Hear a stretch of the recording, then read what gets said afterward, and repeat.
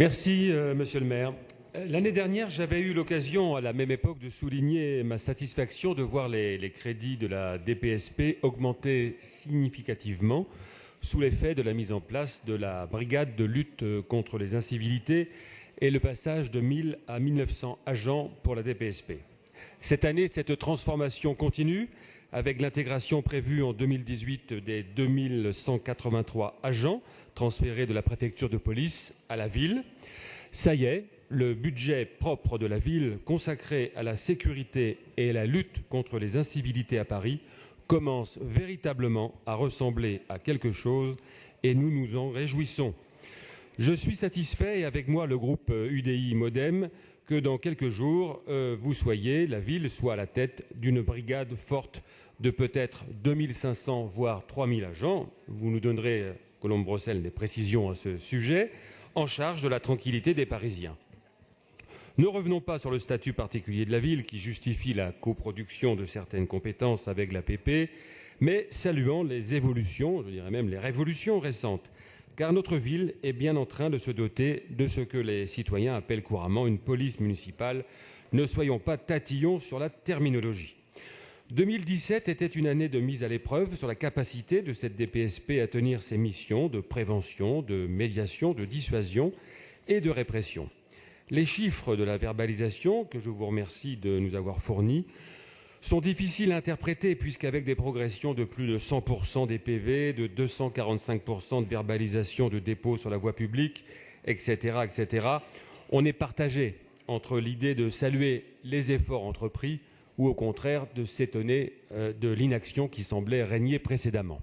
Mais je préfère saluer les progrès et en même temps, je souhaite pointer que les PV dressés pour les incivilités restent faibles pour une brigade forte de près de 2000 agents dans une ville de plus de 2 millions d'habitants avec 45 millions de visiteurs.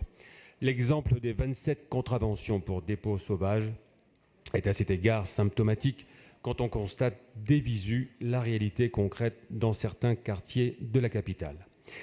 Les atteintes à la tranquillité déclarées dans les espaces verts, le square Louise Michel n'est hélas pas le seul, sont très préoccupantes et viennent légitimer les revendications exprimées sur le terrain par de nombreux riverains et promeneurs qui se plaignent régulièrement d'attroupements inquiétants, de nuisances et de délits qui sévissent sur ces jardins. Il faut sécuriser ces espaces de vie, c'est vraiment une priorité.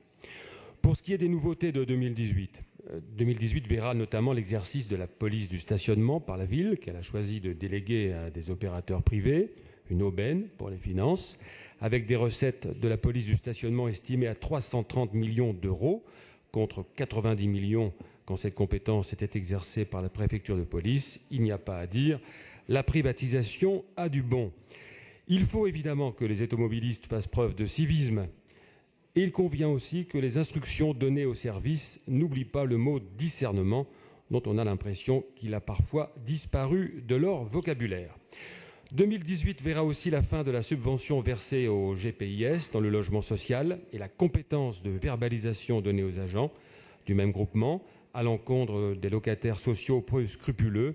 Nous saluons cette décision qui répond à un enjeu de taille en matière de qualité de vie dans le parc social. Encore 3 remarques sur le budget sécurité. La première concerne la prévention de la radicalisation.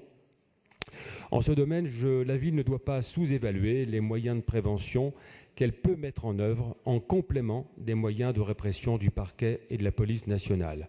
400 000 € sur un sujet aussi essentiel, cela me semble peu. Comparaison, certes, n'est pas raison, mais aux 700 000 € du budget fléché pour la mise en place de la bricothèque aux Olympiades, et je n'ai rien contre les bricoleurs du dimanche. Sur ce point, je reste vraiment perplexe sur les priorités affichées. Le deuxième point fait l'objet d'un vœu que je dépose avec mes collègues du groupe sur la répartition des nouveaux agents au sein de la DPSP. Il semble important de connaître plus en détail la répartition des affectations entre les différentes priorités. Il y a des périmètres de mission, des questions de statut, des habilitations différentes pour chaque poste, et je conviens que leur intégration n'est pas évidente.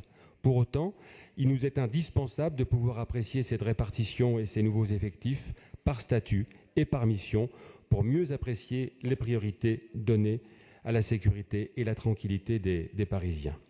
Dernière remarque, j'ai été surpris de découvrir que 10% des agents transférés, 199 très exactement, étaient inaptes au travail, ou pour reprendre une terminologie que je partage d'ailleurs avec Christophe Girard, non adaptés au poste de travail.